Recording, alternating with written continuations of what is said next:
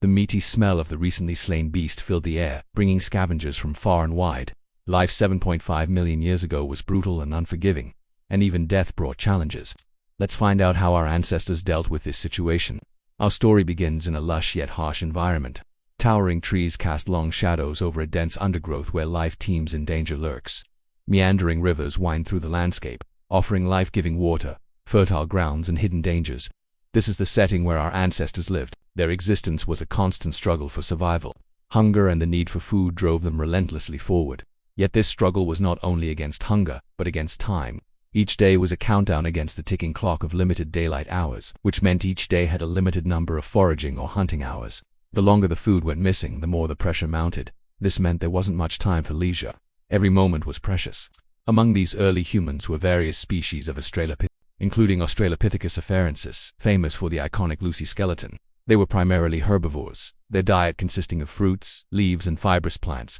However, their dependence on plant food posed a challenge. Plants do not provide the same sustenance as meat, requiring larger quantities of food for the same caloric intake. This made their lives revolve around finding sufficient vegetation before it disappeared, making each day a game of beating the clock. In addition to the daily challenge of finding food, our ancestors faced the ever-present threat of being preyed upon. Life in the Pleistocene epoch, characterized by hot, humid conditions and abundant rainfall, was a daunting task.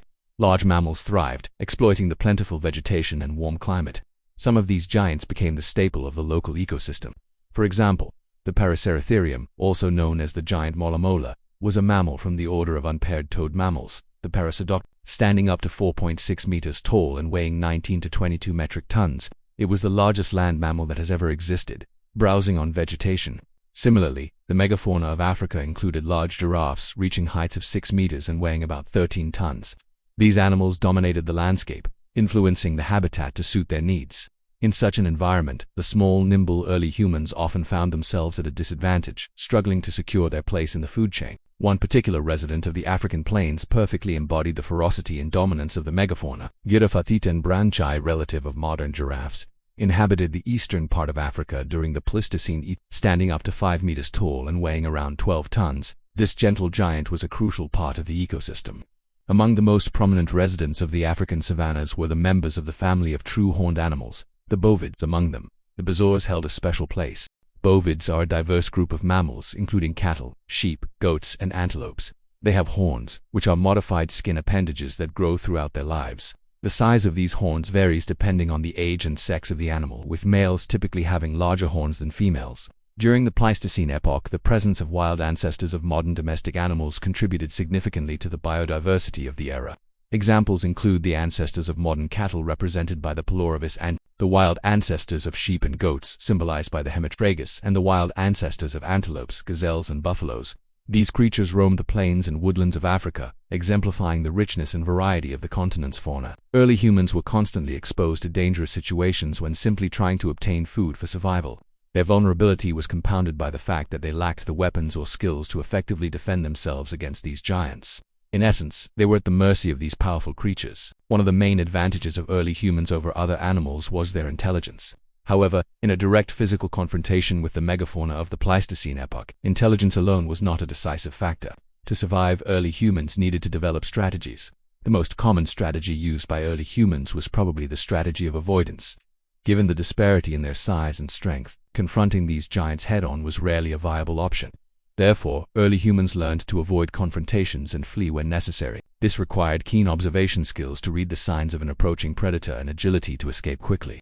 Another strategy employed by early humans was seeking refuge in trees. While early humans may not have been as adept at climbing as some animals, they were still capable of scaling trees to escape terrestrial threats. This would have been particularly effective against predators that were not adept at climbing, forcing them to abandon the pursuit. Camouflage was yet another tool in the arsenal of early humans.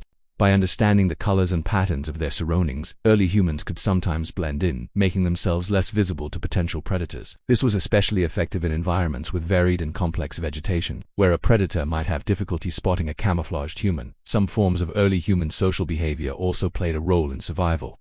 Living in groups offered certain advantages in the face of predatory threats. While an individual might have been vulnerable, a group could present a formidable force if attacked. Early humans could use their numbers to defend themselves, confusing predators or overwhelming them with coordinated attacks. Intelligence was perhaps the most important resource for early humans. Instead of relying on physical confrontation, early humans began developing tools to use against the megafauna. Early humans gradually learned to create weapons from stones, sticks or bones, gradually becoming more sophisticated and efficient. This provided them with a means of self-defense, allowing them to ward off predators that came too close. However, as early humans became more adept at crafting weapons, they took things a step further and started hunting large animals. Early humans organized hunts in groups, devising strategies to trap or outsmart their prey. Over time, they learned to use their intelligence and adaptability to turn the tables on the predators and become predators themselves. As mentioned earlier, the main weapon of early humans was probably the spear. Spears are one of the oldest known weapons used by humans, dating back hundreds of thousands of years. Initially, spears consisted of a pointed wooden shaft with a tip made of a sharp rock or bone. With the development of technology, spears became more sophisticated with metal points. The use of spears allowed early humans to attack from a distance, reducing the risk of direct confrontation with dangerous animals. They could use spears to stun or immobilize large prey, making them easier to approach and finish off. In addition, spears proved useful for defending against predators. By wielding a spear, early humans could ward off attacks from a safe distance, giving them an advantage in self-defense situations. In addition to spears, early humans developed other tools and weapons such as axes and knives. Axes could be used to fell trees or chop wood, providing them with materials for shelter or fuel.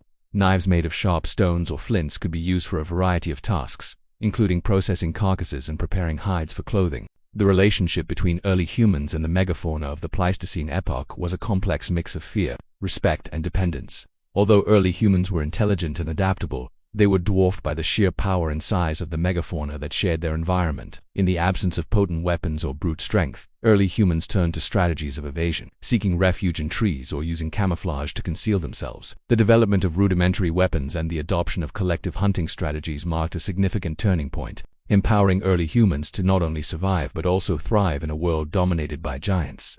As early humans continued to hone their hunting skills, they gradually established themselves as a force to be reckoned with, transforming from prey to predators in their own right. And you'll learn why people in the future regretted eating this fruit.